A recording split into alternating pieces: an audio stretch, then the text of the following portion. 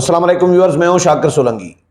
Viewers, chairman senate के हवाले से पीपल्स पार्टी का बड़ा सरप्राइज फैसला जो है सामने आया है। आसिफ अली जरदारी वैसे भी सरप्राइज देते रहते हैं, लेकिन जिस तरह सादिक संजरानी का सरप्राइज था, सादिक संजरानी एक बिल्कुल इतने नॉन नहीं थे नेशनल लेवल पर पॉलिटिक्स में, लेकिन उन्होंने उसको इजाद कर लिया और उनको माइनस भी कर दिया। और आसिफ अली जरदारी ने ही मौलाना फजल रहमान के बेटे के वलीमे में जो संजरानी साहब के साथ की कि फैज़ तो चला गया, अब तू क्या करेगा, तो ये वीडियो वायरल हुई थी, मेरी वीडियो थी। तो ये आसिफ अली जरदारी ने उनको टके टोकरी कर दिया था ये जुमले का बोल के कि भाई तू धोखेबाज है और चीटर है, आप चीटर हैं। तो फैज़ तो अब चला गया, तो उन्होंने कहा सर आप तो हैं, जरदारी साहब ने कहा मैं तो हूँ, लेकिन उन्होंने अंगूठा लगाया 3 दफ़ा टेबल पे कि मैं तो हूँ, तो लेकिन तू मेरे साथ इस तरह करता रहा है, अंगूठा लगा के कहा कि यूं यूं करता रहा है, मतलब उन्होंने कहा कि चीटिंग करता रहा है, दूसरे अल्फाज में ये था। तो अब संजरानी साहब तो माइनस हो गए, समझे। चेयरमैन सेनेट अब नया जो है, पहले कल तक ये फैसला था कि जो सामने आया था पीपल्स पार्टी का कि यूसुफ रजा गिलानी को चेयरमैन सेनेट बनाया जा रहा है। कल फैसल करीम कुंडी से भी मेरी बात हुई, मेरे अपने सिंध टीवी के प्रोग्राम के लिए। राजधानी टाइम सिंध टीवी का प्रोग्राम मैं करता हूं और सिंध टीवी पे मंगल और जुम्मे की शाम 8 बजे रात को चलता है, 8 से 9। तो उसके लिए फैसल करीम कुंडी को मैंने जब लाइन पे लिया तो उन्होंने भी बताया कि हमारे मजबूत तरीन उम्मीदवार जो हैं यूसुफ रजा गिलानी है चेयरमैन सेनेट के लिए। लेकिन अब ये खबर मेरे मेरे सोर्सेज ये बता रहे हैं कि यूसुफ रजा गिलानी चेयरमैन सेनेट नहीं बन रहे, बल्कि वो सेनेटरशिप से भी इस्तीफा देने जा रहे हैं। यूसुफ रजा गिलानी क्योंकि कौमी असम्बली के वो मेंबर बने हैं, मुल्तान से मुंतखब हो गए हैं, और अब सेनेट की अगर कौमी असम्बली की रुकनीत छोड़ते हैं तो वहां पे दोबारा इलेक्शन होंगे।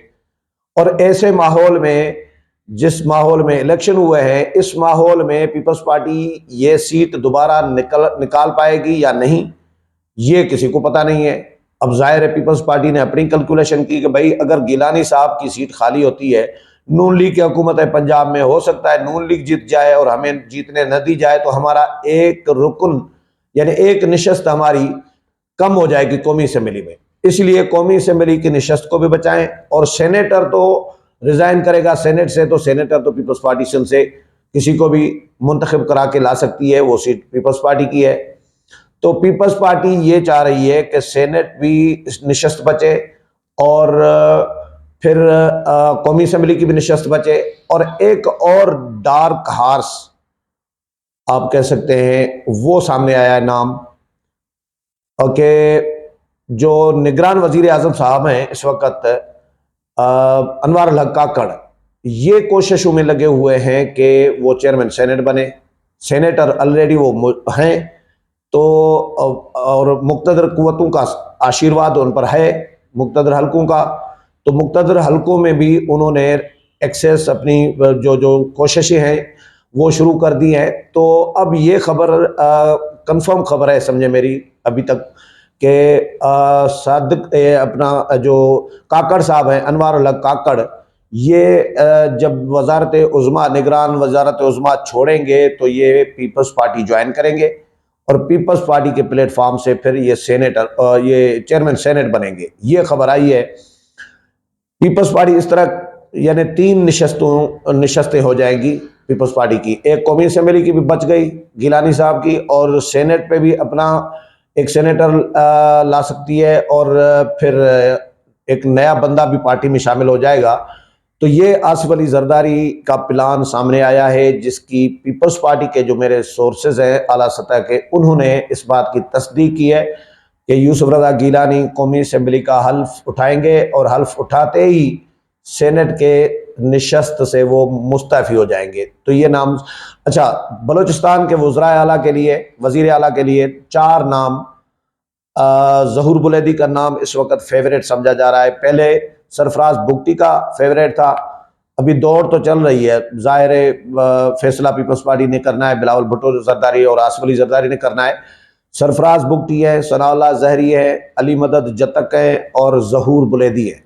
ये 4 नाम जो है डिस्कस किए जा रहे हैं वज़ीर आला पंजाब के लिए। हतमी फैसला तो पीपल्स पार्टी की क़यादत ने करना है, लेकिन अभी फैसला हतमी सामने नहीं आया। अभी फ़िलहाल जो है इस पे मुशावरत चल रही है, समझे।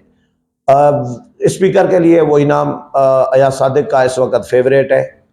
नून लीग ने पीपल्स पार्टी के साथ भी ज़ाहिर है डिस्कस तो करना है कि भाई हम ये उम्मीदवार दे रहे हैं, हम ये उम्मीदवार दे रहे हैं। वैसे मर्जी नून लीग की है कि किसी को भी स्पीकर कौमी असेंबली बना सकती है, लेकिन नवाज शरीफ और शहबाज शरीफ, लेकिन इत्तेहादी जो है उनको एतमाद में ज़रूर लिया जाएगा, इत्तेहादियों को बताया ज़रूर जाएगा, इत्तेहादियों से मुशावरत ज़रूर की जाएगी। और मेरा ख्याल है कि अयाज सादिक पीपल्स पार्टी को भी कबूल है, अयाज सादिक सबको कबूल है, क्योंकि अयाज सादिक पहले भी स्पीकर कौमी असेंबली रहे हैं, तो उन्होंने अच्छे माहौल में कौमी असेंबली को चलाया है, बहुत अच्छे माहौल में चलाया है, और इसलिए किसी को भी शायद उन पर एतराज़ नहीं होगा।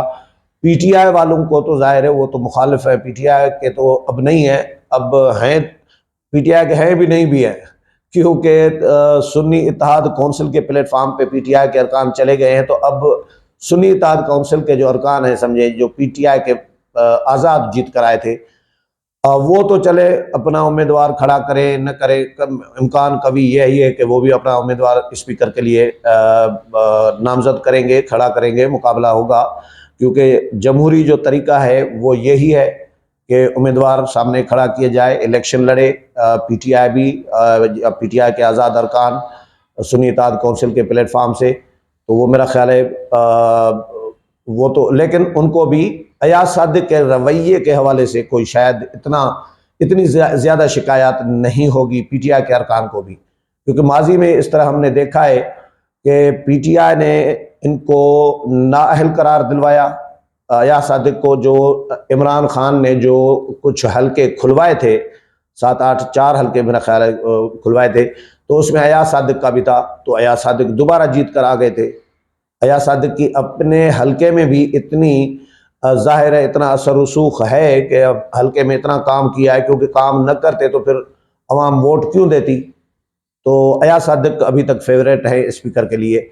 एक खबर और जेयूआई के हवाले से, सिंध के हवाले से, जो आज मैंने कुछ देर पहले विलाग किया था कि कराची मैदान जंग बना हुआ था आज सारा दिन, और जेयूआई के कारकुनान, हज़ारों की तादाद में कारकुनान जो हैं, और जीडीए के कारकुनान, वो उन्होंने कराची का रुख किया। मुख्तलिफ जगहों पे रुकावटें डाली गई, कंटेनर लगाए गए, लेकिन उसके बावजूद इनका तो, मुजाहिरीन का तो इरादा था सिंध असेंबली जाएं और सिंध असेंबली के बाहर धरना दें, और जो मेंबरान, मुंतखब मेंबरान हैं, इनको हल्फ उठाने के लिए जब आएँ तो इनको अंदर न जाने दें। ये ऐलान किया गया था जीडीए और जेयूआई की जानिब से कि हम इनको हल्फ नहीं उठाने देंगे, लेकिन इस वजह से इनको असेंबली तक पहुंचने से रोकने के लिए कंटेनर लगाए गए, चप्पे चप्पे के कंटेनर लगाए गए, फायरिंग की गई, रबड़ की गोलियां चलाई गई, आंसू गैस के शेल मारे गए, लाठी चार्ज किया गया, और राशिद ममून सुमरो साहब जो हैं वो भी ज़ख्मी हुए हैं। इसमें जेयूआई के बहुत सारे कारकुनान ज़ख्मी हुए, बहुत सारों को गिरफ्तारियां भी हुई। जो जीडीए के की जमातें हैं उनकी ख़वातीन की भी गिरफ्तारियां की गई, लेकिन उसके बाद अब मुज़ाकरात, मैंने पहले विलाग में कहा था कि ये मामला मुज़ाकरात से ही हल हो सकता है। भाई अभी मुज़ाकरात, अभी खबर आ रही थी कि राशिद ममून सुमरो के साथ पुलिस ने मुज़ाकरात किए हैं कराची में और वो कामयाब हो गए हैं। तो जेयूआई ने जो धरना लगाया था वो अब धरना ख़त्म करने का ऐलान कर दिया है राशिद ममून सुमरो ने। तो बात यह है कि धरने की नौबत आई, चलो धांधली की वजह से, लेकिन धरना पुरअमन तौर पर भी करवाया जा सकता था। मुज़ाकरात ये अब पुलिस कर रही है तो पहले क्यों नहीं कर रही। मैंने पहले भी इलाक में कहा भाई मुज़ाकरात से ही हल होना है। तो मुज़ाकरात यानी लाठी चार्ज, शेलिंग, सरकारी वसाइल इस्तेमाल करके आप कौमी ख़जाने का नुकसान करें और उसके बाद फिर मुज़ाकरात करें, तो इसका ये बड़े में बड़ी बेवकूफ़ी है कि भाई आप कितने शेल खपाए होंगे, रबड़ की गोलियां, पुलिस, ये वो गाड़ियां, ये कौमी ख़जाना ज़ाहिर खर्च हो रहा है। तो आप उनसे पहले मुज़ाकरात कर लेते कि भाई ये रूट है आपका, और रूट भी बता देते, उनको जगह भी बता देते, तो वो पुरअमन तौर पर एहतजाज कर लेते। और वो सुबह से कह रहे हैं कि भाई हम सिंध असेंबली नहीं बल्कि प्रेस क्लब जा रहे हैं, कराची प्रेस क्लब। तो कराची प्रेस क्लब तक भी उनको जाने नहीं दिया जा रहा था। तो जाहिर है फिर तो लड़ाई पड़नी थी कारकुनों और पुलिस के दरमियान। तो अब पुलिस ने मुज़ाकरात करके JUI से धरना ख़त्म करवाया है। और राशिद मोहम्मद सुमरो ने, जो खबरें आ रही हैं टीवी पर, कि धरना ख़त्म करने का ऐलान किया है। अब देखते हैं JUI तो अभी आगे भी एहतजाज करेगी, ऐसा भी नहीं है कि बस धरना ख़त्म हो गया तो ख़त्म हो गया। ये तहरीक चलनी है, आगे भी चलनी है। जिस तरह मौलाना फजल रहमान ऐलान कर चुके हैं कि भाई हमने खामोश नहीं बैठना, मैदानों में फैसले होंगे, ऐवानों में फैसले नहीं होंगे। तो ये तारीख अभी शुरू हो गई है JUI की, और देखते हैं ये तारीख क्या रुख अख्तियार करती है। और इस तारीख में बाकी जो जमातें जिनको शिकायत हैं धांधली की, पख्तूनख्वा मिली अवामी पार्टी, अख्तर मैंगल की पार्टी, BNP मैंगल, ANP और PTI को भी शिकायत हैं। GDA तो है ही JUI के साथ मैदान में, लेकिन ये जमातें कब इसमें शामिल होती हैं। अगले प्रोग्राम में फिर मुलाकात होगी, तब तक इजाज़त चाहता हूँ। अल्लाह हाफिज़।